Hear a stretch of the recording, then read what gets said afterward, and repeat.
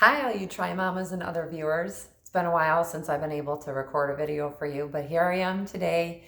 Finally found a couple minutes to talk to you about the crazy ideas that are spinning around in my head. But I know that right now it's the end of the fake 2020 season that many of us had with our self-supported races and other endeavors. But now it's a time for most people, it's off season. And it might be much more than off season depending on whether or not you had all your races deferred to 2021. I know 2021 is still very uncertain at this point. So I think many of us are kind of in a point where we're trying to make other goals and focus in other areas besides just swimming, biking, and running. If you watched my other videos, you probably have seen that last off season from 2019 to 2020, I focused on weight loss and building muscle mass. And I was quite successful with it. I've had a lot of people ask me, what did I do? What approach did I take? So I decided today that I would talk to you a little bit about what worked for me. I'm not trying to sell anything, but I just want to kind of give some helpful hints about what worked for me.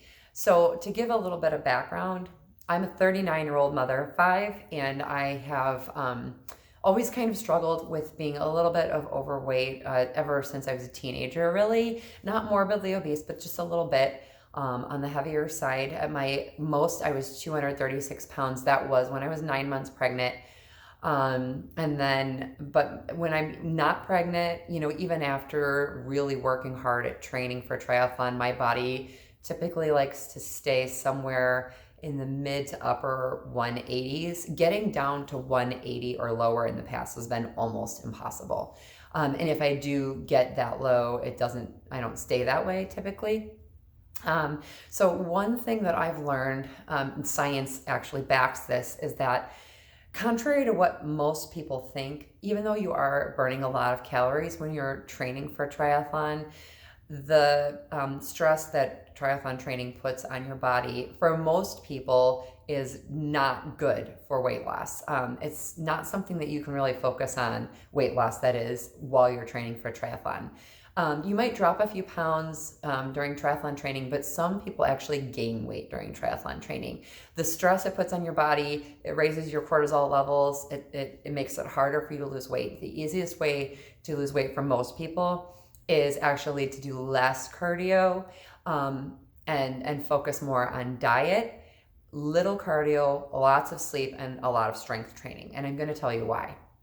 First of all, I can tell you as a certified group fitness instructor that I know quite a bit about where our body takes its energy stores from. And I can tell you that, in case you didn't know, muscle actually burns calories at rest. So even when you're sleeping, the more muscle mass you have on your body, the more calories you burn at rest, which is why strength training is really important for weight loss. A lot of women are like, well, I don't want to be bulky. Well, guess what? You don't have enough testosterone to be bulky. So unless you take testosterone as a female, you're not going to end up being bulky. Even if you lift heavy, and it actually is necessary to lift a little bit on the heavy side.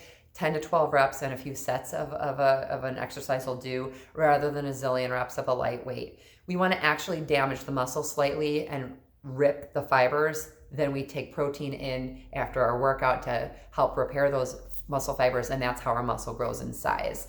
So last year in that off season, I did a full body strength training session 3 times a week. So 3 hours of strength training a week. And I only did probably roughly 4 hours a week of cardio total. That's swimming, biking, running. For me, that was 2 masters workouts, and then I teach spin, so 2 spin classes, 2 masters workouts, and the rest of that was usually some sort of like an interval workout or a HIIT class or something where I was like high, low, high, low, high, low.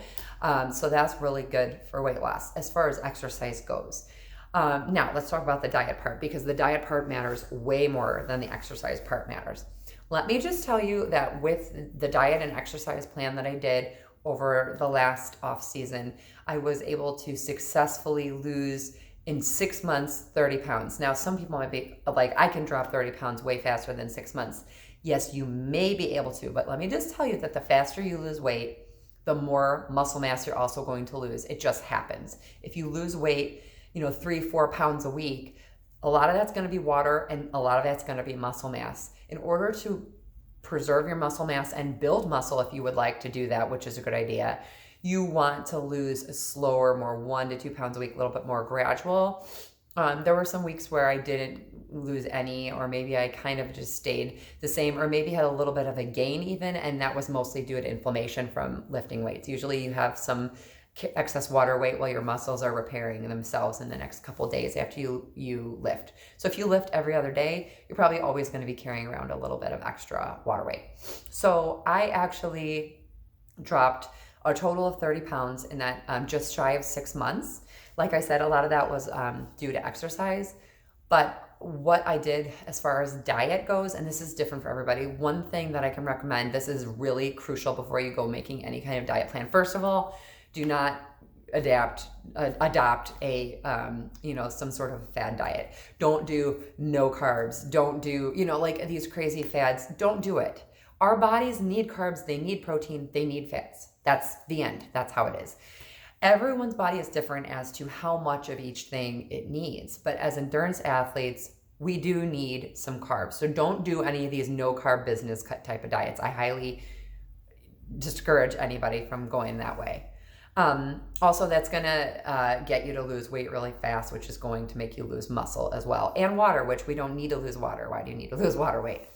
So for me, I went and got, the important thing is body composition testing. What I used is called InBody. InBody is a piece of equipment that a lot of fitness centers have. Some of them will charge you money to do an InBody scan. My gym does it for free for members. But you stand on it, you hold on to some electrodes or whatever you call them, and it basically runs through your body, and it measures your skeletal mass, your muscle mass, your intracellular water, extracellular water, visceral fat, all your body fat, everything. It gives you how much you have, and based on your height, what you should have. If you're over, if you're under, it even tells you how much muscle and fat is in each limb and in your trunk. It's awesome. It breaks everything down. But the most important thing this will give you is the body fat. Obviously, if you want to lose, you want to pay attention to where you're at with body fat, and if the weight you're losing is fat or if it's not fat. That's important. So that's one of the reasons I recommend body composition testing regularly when you're trying to lose weight. The other thing is the InBody test gives you your basal metabolic rate. If you're going to try to lose weight, it is so important for you to know your basal metabolic rate. Basal metabolic rate tells you how many calories your body needs just to do nothing. So just if you were just like to lay and sleep all day long, that's how many base calories your body needs to maintain itself at its own weight with its muscle mass and fat. So the more muscle you have, the higher your basal metabolic rate is going to be, because muscle actually eats calories. So for me, my basal metabolic rate was around 1,700, a little over 1,700 calories a day. And that's not to factor in movement. So any movement, just walking around, even if you're not exercising, is a few hundred calories a day. So the way to multiply to figure out how many calories without exercise your body needs a day, I believe, is 1.2% of your basal metabolic rate. For me, it ended up being right around 2,100 calories a day that my body needed to just maintain itself without exercise. Then your sweet spot of caloric deficit is 500 to 700 calories. So if I didn't exercise and I ate 1,600 calories a day, then I would be creating a deficit of 500 calories a day, because my body needs 2,100 to maintain itself. If I'm going to exercise, obviously I can eat a little bit more. You don't want to create a long-term deficit of more than 500 to 700 calories a day long-term. It's not good for your body, and your body will eventually, your metabolism will start slowing down because your body is smart. So I ate 1,700 to 1,800 calories a day on light workout days, and heavier workout days I would eat more like 1,900 to 2,000 calories. And my workouts, I would burn anywhere from 300 to 500 calories. Keep in mind, these are short workouts, 45 minutes to an hour, nothing crazy. So creating that deficit, you have to know, first of all, what your body needs in order to maintain itself, basal metabolic rate, and then you need to be able to subtract for how many calories you burn for a workout, then subtract the difference to create about roughly a 500 calorie deficit. Of that, the calories I ate, I journaled food. There's a lot of apps to do it, but I use an app on my phone. So I literally measured and weighed everything I ate. It sounds really tedious, but once you get in the habit of it, especially if you're a habitual eater like me, I'm grabbing things that are like easy to grab and easy to take. If you pre-measure, like you buy a bunch of little pouches or cups of something and there's a snack that is like a go-to snack, you can like use a food scale and just measure a bunch of them and have them just ready to grab and go. I don't like the waste of plastic bags, so I don't like to buy little 100-calorie snack packs. And usually those are just junky carbs and stuff like that anyway, but something like nuts or, some sort of little fruit or something like that to measure and weigh and put in a little cup that you can wash and reuse, for me was a great go-to. So everyone's body's different as far as what the macronutrient breakdown is that our bodies like. I have found that my body likes a macronutrient breakdown of about a third fat, a third protein, and a third carbohydrates. So when you do the fitness app, if you do like a food journaling app, like a MyFitnessPal or something like that, I used Fat Secret is the one that I use on my phone. It should give you a breakdown of how many grams of carbs, how many grams of protein, how many grams of fat are in it. And it's not just the calories that matter, but it's the macronutrient breakdown. So like I said, whatever your body likes, your body might like more of a certain thing. And during heavier training, you might want more carbs or whatever. Keep in mind that protein is shown to it takes more energy, more calories to actually break down protein than carbs or fat. So there's actually an effect where protein actually burns calories to break down. So the higher the protein level, and I'm not saying go crazy with your protein, I'm just saying keep that in mind, that higher protein diets your body isn't even using, like if you eat 500 calories worth of straight up protein, your body's actually not gonna use all 500 calories for its own energy, because it's gonna use some of those calories to break down the protein itself. That's why high protein diets are really common in weight loss. So for me, a third, and a third. My Fat Secret app gave me the breakdown of how many calories I was eating and what percent was from each thing. So as the day goes on, I kind of see, well, what am I kind of low on? What am I kind of high on? And I would try to like make my snacks, my evening snacks or my dinner based on kind of like what I had left to work with. I was not obsessive about it, but I did try to be relatively, meticulous with what the quality was. So carbohydrates, I tried to eat a lot of fruit, very minimal processed carbs. I did eat potatoes.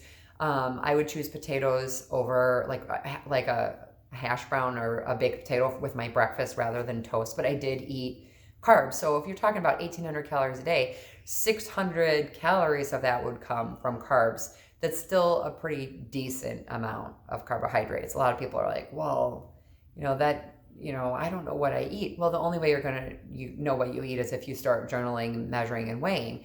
But all in all, like I said, over 6 months, I was able to successfully lose 30 pounds. The last little bit of it was probably a lot of water, because toward the end, I was in part of a weight loss challenge and I had to weigh out and I had to lose 30 pounds in order to win a prize. So the very tail end, I did focus on less carbs, even more so because I was trying to drop a couple pounds of water just so I could weigh out. But I have been able to maintain almost all of that 30-pound weight loss since then. And I weighed out in February of 2020. It is now December of 2020. So that's 10 months ago. And like literally, I only gained a couple pounds back, even with the crazy 2020 that we've had, and stress eating and things like that. And I did train all summer for races and, ate to fuel my workouts. But once I got down my body fat down to that level that it needed to be at, maintaining that with endurance training is possible. Fat loss during endurance training is a little bit hard. Maintaining, if you can get over the winter, get to where you want to be with your body composition and your weight, and then as you build up into training for 2021, kind of starting to eat a little bit more carbs, eating a little bit more in calories, and keeping an eye on what you're burning, and definitely journaling and making a habit of journaling your food is definitely helpful. So I hope all that information was really helpful for you. I will probably be making a few other videos about how I lost weight and some other recommendations I have in the future. So keep an eye out for those. And if you want to be notified when they come along, please subscribe to my channel. Thanks for watching today. Give it a thumbs up, share it with your friends, and we'll see you next time. Thanks for watching.